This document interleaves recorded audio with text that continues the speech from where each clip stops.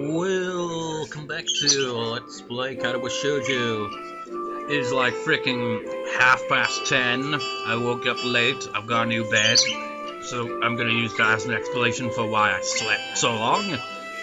And I just remembered, upon opening this, I remember as like, when I was editing, I was like playing along to the music. Actually, as much as it probably annoys some people, I don't know.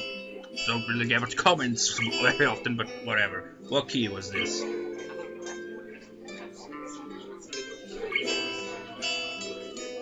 No.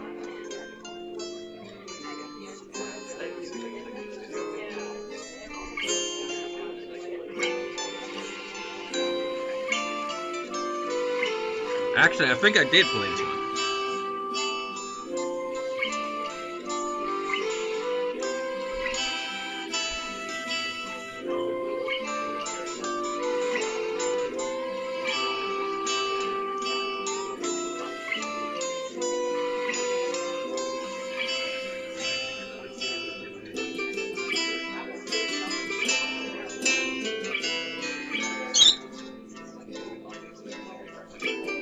Whatever. Pretty sure it's C major, but I'm not sure if that bit changes key or not. But yeah, I was like thinking, at some point I'm probably not in the LP itself, but as a separate video, I'm probably just gonna jam along to various soundtracks. And just record it, because why not? But anyways, where were we in the plot? I'm all ears. Hanako's birthday is coming up, and I was hoping that you might accompany me, for present shopping in the city this weekend. Hanako's birthday is soon. I suppose it would be a nice change to cheer her up a bit. Any chance? Like Yuko, she always seems to be teetering on the edge of either panic or depression, and I've never seen her enjoy herself much outside of her chess games. Well, that aside, learning the layout of the city is better with a friend keeping me company sounds like a good way to spend a weekend. Sure, I'd be happy to. Have you got any plans for what to do for her birthday? A party or something? Hanako being Hanako, perhaps a low-key affair would be. Lily suddenly cuts herself short, leaving me to wonder why she brings her teacup to her lips and begins to sip. After a few seconds, I notice Hanako walking up to us over her shoulder. Lily's hearing must be very good indeed, if it was the sound of the restroom door opening that tipped her off. Hanako takes her seat once again, and wastes no time in drinking her tea. Soon the three of us are quietly eating and drinking as the sun sets. It's a nice way to spend the remainder of the day's life, and it makes me appreciate the quiet and serene surroundings of Yamako. I think I'm really beginning to like life here, as isolated as it may be. Man, my hair is a mess. I finish off the last of my coffee and rest the mug on the table while the girls talk between themselves. The coffee here is a little bit of a bad taste, but still quite good. Better than what I can make for myself in any case. The girls' discussion is mainly focused on their respective reading preferences, which does give me a little curiosity about our related topic. Hey Hanako, I was just wondering, aside from chess and reading, do you have any hobbies or things you like doing? She's completely stopped in her tracks, looking quite surprised that anyone would be interested in asking such a question about her. Takes her a little time to formulate a response. I guess I like singing a little. I'm okay with computers as well, but I don't use them all that much. Singing's not exactly something I expect to hear. It's hard to imagine her singing voice, given how soft-spoken she is. It's easy to imagine my singing voice, because I'm always singing like an idiot. But then, like, when I'm singing in a serious way, how does that sound? I'm not sure if I've ever sung in a serious way in any of my videos. I always deliberately go over the top. I suppose that's an anxiety thing, really. Lily, on the other hand, simply nods. She must already know all this, since she's been friends with Hanako for 1 year or so by now. What about me? She hesitates before quickly flicking her head up and down. It's only logical that she'd want me to talk about my hobbies after she told me hers. That's chess, obviously, but also... You know, this is a similar kind of response if someone asked me about my hobbies. I mean, outside of, like, saying, like, well, I play guitar, I would say I also play keyboard, but I haven't been able to play my keyboard in ages, and I've, like, got a craving lately where it's like, I want to play my keyboard for once, but freaking can't find the freaking cable for it, so I can't freaking use it. So I have to order another one, and I'm waiting for it to arrive at some point in the next few days. So there's that, there's also games, there's also, and that's it really. As soon as I go to like that, I'm just like, I have to think really deeply about this now, all of a sudden. There was soccer as well, though I can't really do that anymore. Reading, which I picked up in hospital. Does internet browsing count? This is surprisingly hard. Lily and Hanako look a little put off by the direction this is taking, and the more I think about it, the more I am too. It sounds as if you've picked up quite a few things since your accident. Lily's candor started with probably the most positive spin one could put on what I said. Hanako, however, is silent. If the situation becomes difficult, her reaction always seems to be withdrawing into silence. In order to prevent things getting worse, that or physically retreating. A soft ringing gives us pause. As Lily reaches into her pocket, it becomes obvious that the sound is coming from her throat. Sorry. It's okay. Lily gives a quick nod before shuffling out of her seat and taking the call a little distance away, to avoid disturbing the both of us. Oh, I just thought of another hobby, writing. Except, like with keyboard, it's kind of like, not very often. I mean, that story, I keep mentioning every now and then. I haven't got around to writing much for it in quite some time. It's just, I've got to be in the right mood, got to have the right motivation, and it just never comes. It's just like, if I was like an author or something like that, and was like, popular enough where people would be excited for the next release, they'd be like, my god, it's taking months to release the next one! Or years even, I don't know. I mean, it's just like I want to make it into a visual novel essentially, but I haven't even written the whole story yet. I don't even know how far into the story I am, because I've got the story in mind, various scenes in mind, but I've also got to come up with other scenes and all that between it all and all that. I've got the ending in mind, I've had that figured out for a long time now. It's just, getting from there to there, and, how to, it's just, I'm trying to think about as much as it is possible when I write it, and just, okay, I want these characters to not seem one-dimensional, where they just, have one characteristic and nothing else, because that would be bullshit. I've got to make them feel human, which is why, with the protagonist, I, at some point throughout it, I was okay, I'm getting off topic here, but this is how, I've written the protagonist, right? Throughout it all, she's, I don't know how to describe it, really. She's not it's a female character, and it's a horror, and I was you know what? The whole stereotype where, the women are always helpless and all that, fuck that shit. Let's have her that she can actually defend herself a bit. And she does that, but then at some point it's all this shit that's happening and she seems to not really be reacting all that much to it. We need to have a realistic reaction to this, because realistically, under these circumstances, someone would eventually start to be like, oh my god, and just freak out a bit. It's okay, now we've got to have a bit of a realization of what's going on, but then she's repressing it, and then at a certain point I want where there's a big reveal, and then BAM! And stuff. I don't know. That's probably why it takes so long to get around to writing it, because I'm just oh man, what am I gonna do when I get to that point in the story? It's a pain in the ass. But anyway, it must be nice to be popular. Hanako smiles but doesn't take up the hook for further discussion. I end up just sitting back and closing my eyes, relaxing as best as I can. It's nice and peaceful here. I wondered what it'd be like to have grown up somewhere like this rather than in a city. You came from the city? Looks like I found something she wants to talk about. Yeah, you could say I was a city kid through and through. It sounds like a lot changed. It did. I'm still not quite sure what to make of it all, though it's a bit of a culture shock in more ways than one. I'd pretty much have the same reaction if I lived in a city. I've lived in a village all my life, pretty much. So, the few times I have gone to a city, it just feels alien. All tall buildings and all that, crowds of people. You can't walk anywhere else. People walking in the same direction and all that. Just not for me, man. Not for me. You must have gone through something like this when you first arrived at Yamaku, right? Imagine most new students would. Not really.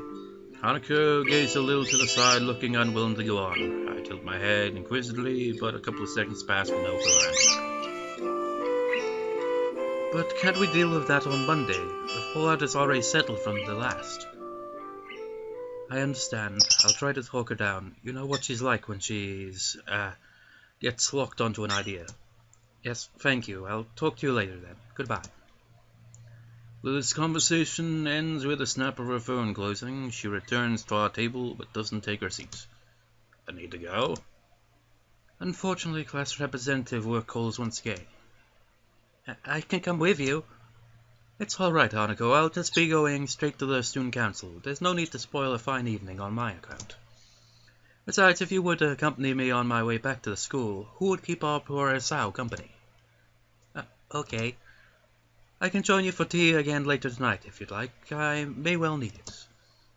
We agree on that plan, and Lily says her farewells to the both of us, taking her cane after Hanako passes it to her. Despite my offer to pay for Lily's share, she insists on giving us her portion of the bill and gives her regards to Yuko as she takes her leave. And then we're alone. It may be all well and good to leave Hanako and I alone to have some time together, but all it typically means is the two of us sitting near each other in silence for a while. I wonder what I must look like to Hanako. I never thought of myself as a scary person, but to have someone my own age acting this way around me makes me intensely self-aware, as if it's my fault that she's so troubled. You know what? I could kind of understand, because I'm exactly the same as Hanako, you know, all silent and all that. And when I am around people, I imagine that's how all people must feel. It's like, this guy is silent. Did I say something wrong? Is it, you okay, man? It's like, he doesn't speak at all. I mean, what if I just, like, suddenly did sign language? It's like, oh, now it all makes sense. But no, I can't speak. It's just that with social anxiety, it's as if you can't speak. Like, in the mind, it's like, okay, I can say this and that, and the mouth is like, I'm afraid I can do that. And so, no words come out, usually. It depends. Like, if someone's, like, talking to me, fair enough, I can talk. But if it's, like, me chipping in on a conversation that I'm not currently a part of, or even if I was really a part of until someone else came into the conversation, then just complete silence. My mind will come up with ideas for things to say, but it won't actually happen. That's how it tends to go. Pain in the ass. She might get more used to people if she were to stop being so cloistered in Yamaku. But then again, when even people much older than her react so strongly after a single glance at her face, she may well feel the same way I do now. But that went by fast. It's a real... Wait, did I... Let's see. Yeah. This went by fast suddenly. It's a real catch-22. If she stays in Yamaku, she won't get used to socializing. But if she leaves, any efforts she might try will get thrown back at her by the people who can't deal with her scars. Want to order something else to keep us going? We haven't had much for dinner after all. Hanako brightens and nods vigorously, glad that I brought up the topic for her. I catch Yuko's gaze and she dutifully comes over to take our orders. Would you like something else? I'll just have a sandwich special and hot chocolate. Bit late for coffee by now. Hanako? I'll have the same. With a nod and a bow, Yuko turns on the ball of her foot and returns behind the counter, where she busies herself fishing out Ed and condiments and working the machine to make our drinks. Not a word is said between us until Yuko comes back. She smiles and gives us our food and drinks before moving to our customers who call for her attention. I give up on this prospect of having much of a conversation with my companion and decide to just enjoy the meal, small as it may be. It tastes nice, as does most of the food here. After having a few mouthfuls, I notice something's missing, namely the sound of Hanako eating. Looking back to her, I see Hanako fidgeting a little behind her untouched sandwich. Not hungry? She shakes her head from side to side. Even as she does, the patch of her hair she keeps over the right side of her face still does its job in hiding almost entirely. It's not bad. I was all ready to have your share too. You look troubled. Is something wrong? I'm startled by her thinking that I'm the one who looks troubled, but on second thought, she's probably right. Her face may have given away my emotions without me noticing, and she's hardly a dim person, quite the opposite. We're friends, right? Friends. From the tone of her voice and shrinking posture, it looks as though I've hit yet another landmine. This is another reason why interacting with her is difficult, the self-imposed psychological barriers she puts up between herself and others, including me, and most likely even Billy. It's a shame that. I think that we are. I'm a little taken off guard by Hanako's straightforward answer, all the more so since I was about to give up on getting any reply at all. I see. Am I wrong? Sorry, Oh, it's just hearing confirmation is that from you is reassuring. To pick up on what you said earlier, since coming to Yamaku, I've been a bit uneasy about how I should relate with others.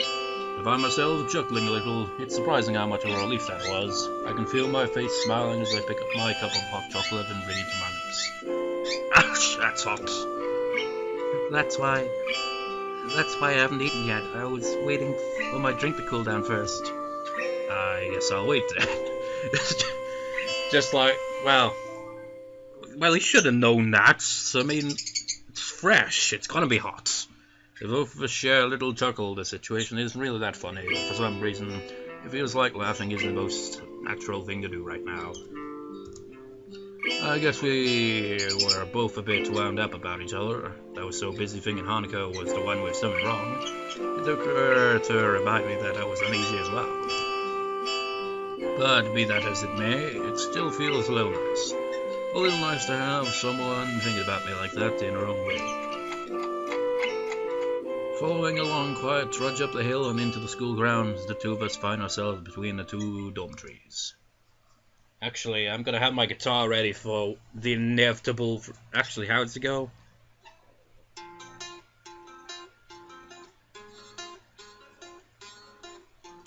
Yeah, keep that in mind. I'm gonna play that the second it comes up, preferably. But we still got this to go with. Regular night patrols pass between the male and female dormitory buildings, both for security and to quickly raise the alarm for any medical issues that may arise. The guard currently on duty notices this and gives us a quick nod as he continues on his way. A loud yawn escapes from Hanako's mouth before she has a chance to cover it. I have little doubt she's fairly tired by now. I'd better be off to my room then. See you tomorrow, Hanako. Good night. We separate and begin to walk our separate ways before I stop and look back. Hanako stands there waving to me as she smiles. I smile and wave back to her, and after a few seconds, she turns and walks up the stairs to her dormitory building, disappearing through the door. These little moments we share between us feel like a small treasure. One thing is sure, I want to protect that small, delicate smile she so fleetingly wears around so few people. I wonder about these feelings I have when Hanako's around, and when I'm able to do things for her. Well, they may be the seed for something beyond what we share now.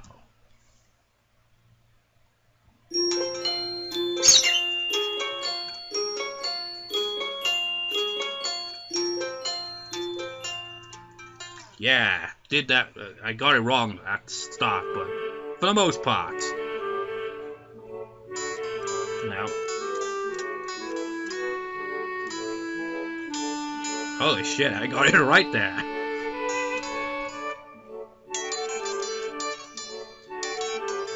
That's D major.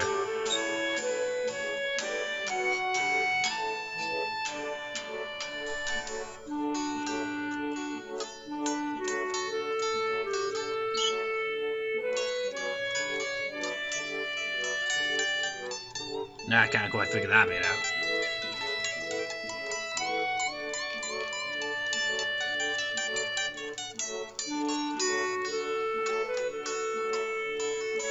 Ah, forget it. Well, I wasn't even trying there. It just happened at the start there for some reason. This is kind of neat. Sometimes happens, figure out right away, but other times not so much. The sometimes sun is something to be savoured, but when combined with a clean country air, it's all the better. The track and field club members are horsing around on the field ahead. Some are playing with a soccer ball, others are talking, and a few laugh as two of them mock fight with each other. None of them pay me any heed as I sit alone on the grass underneath the shade of a particularly large tree. It's a nice and peaceful moment after a dreary day of schoolwork. Wait! Maybe this is the route where that girl has a hand missing pops up, I think. If she's there, I'm pretty sure this might be the scene I was thinking of. I played soccer pretty often before my heart attack, so I had thought it would be really nostalgic to watch them. What I'm feeling now, though, is quite distinct from that emotion. Yeah, there she is. I hear footsteps approaching from behind me, and I turn to my side to see one of my classmates taking the seat beside me. I'm taken off guard as the two of us haven't talked much before, and I didn't think anyone would notice me here. Sup? Hi, Mira, wasn't it? We haven't even been introduced. It's the first time she's appeared. Well, she appeared in the CG at the start when they showed the class, but no real lines or anything. Just call me Miki. Surnames are too stuffy. Likewise then. We both look back out to the field where the guys are playing. It looks like they're getting ready to have a second game, with people spreading out to their positions and the ball being carried to the center of the field. Sure enough, the whistle is blown to begin the match, and they get right back into it. Not going to play? Nah, just gonna rest for a bit.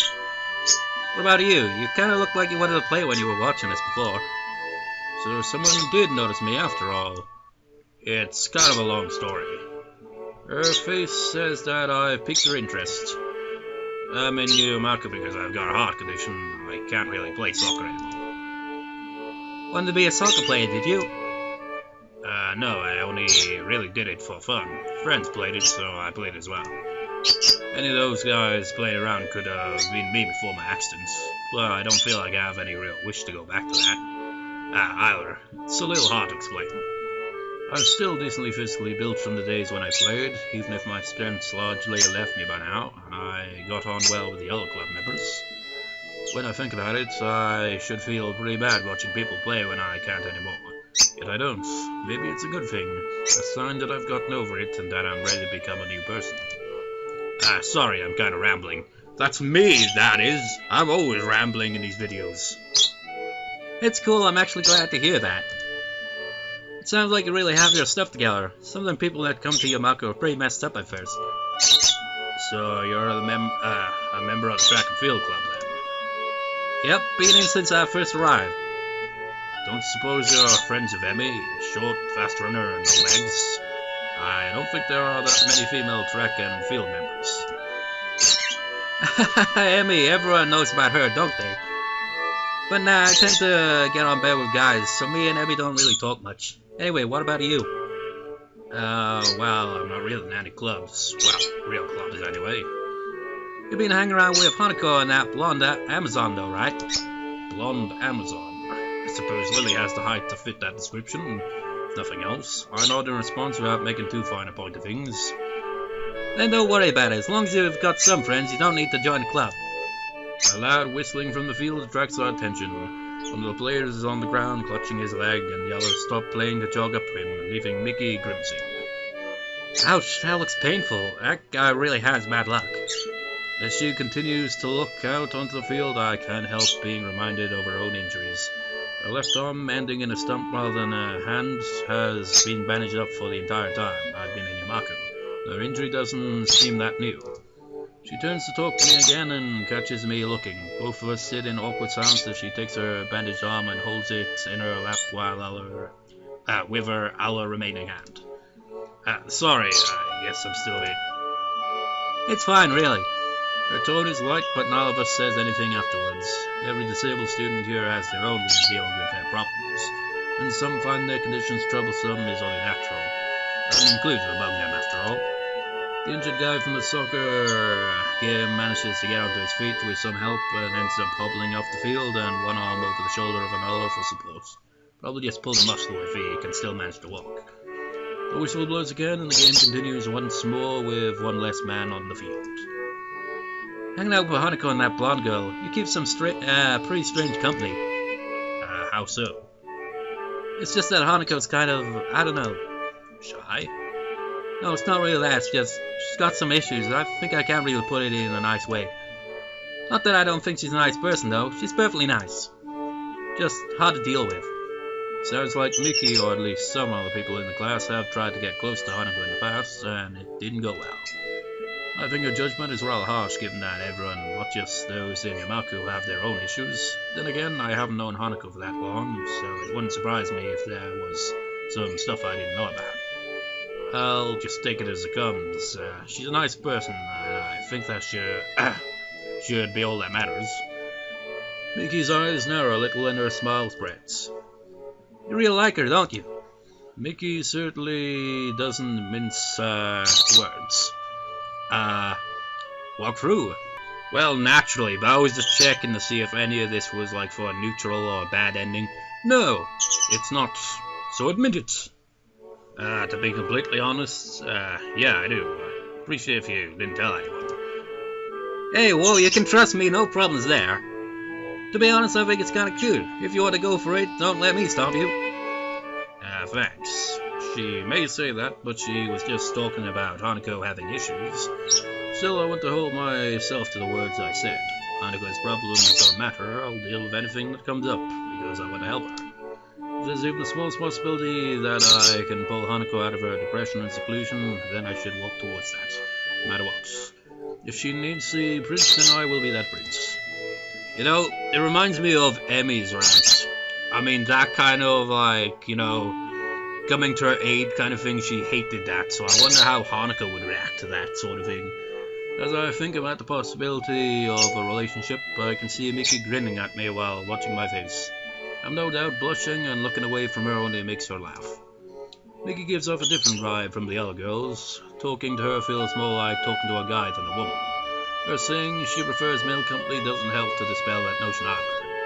Glancing at my watch shows that lunch break is ending in only a few minutes. Time to start heading back to class. Lunch is about to end, so want to head back? Yeah, we'd better.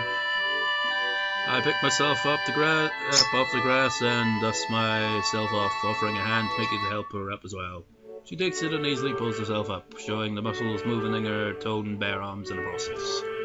Come to think of it, why aren't you wearing the normal girl's blouse? Hey, it's too hot and constricting. The boy's uniform is better anyway.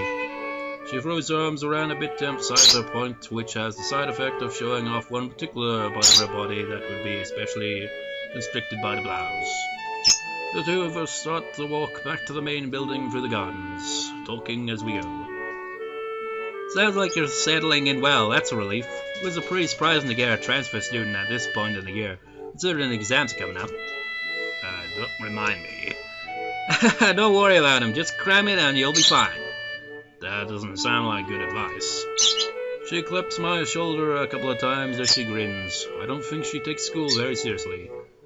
You seem like a smart guy, and mood has taken to you well already. You're like a hand in a glove. Now to work out whether that's a good thing or a bad thing. Still don't know what to make of the school. I've been here for a few weeks already, but I still feel dazed at times. You'll get used to it, just give it some time. It's only a high school just like any other. She makes it sound so simple, but I've never thought about it that way.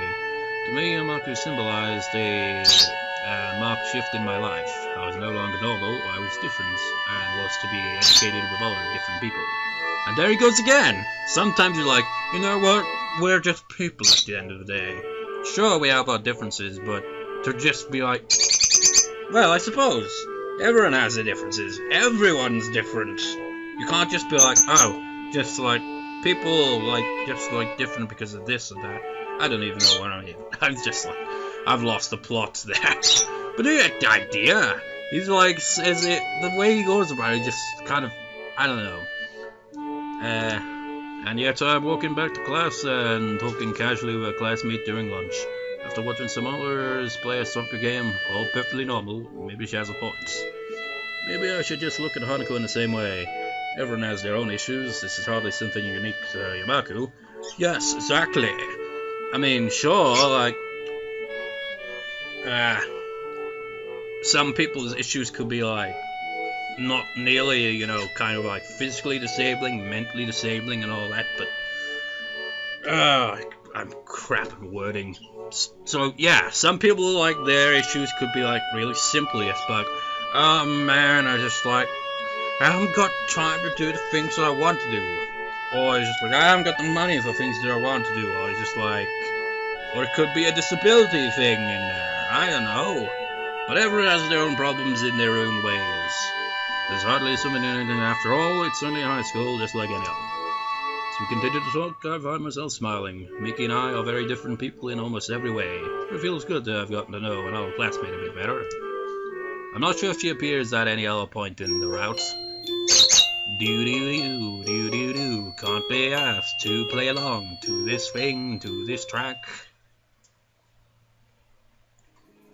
A light breeze blows the scent of early summer on my head while I wait for Lily.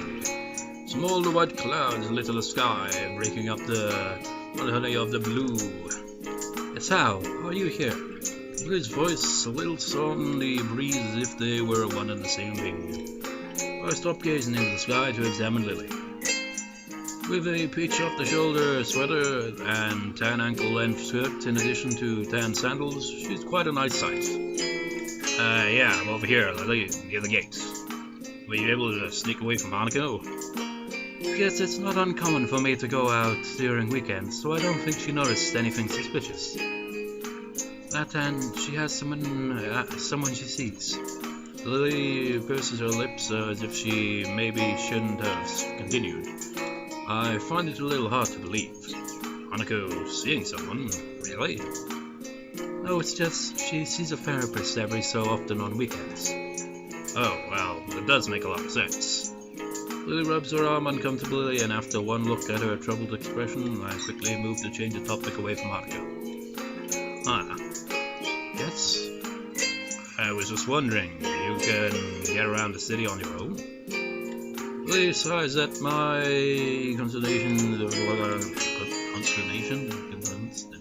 whatever, surrounding the topic of her blindness. I'm my own worst enemy sometimes. I can, yes. It's easier when I'm out with a friend or my sister, though. I wonder how Lily gets along with her sister. Being an only child, it's hard to imagine what having a sibling would be like, so it makes me a little envious of her. You know, come to think of it, that seems to be a common trait in visual novels, a protagonist that's an only child. Well, not always, actually, now that I think about it. It's just like, just saying that, I already instantly, actually.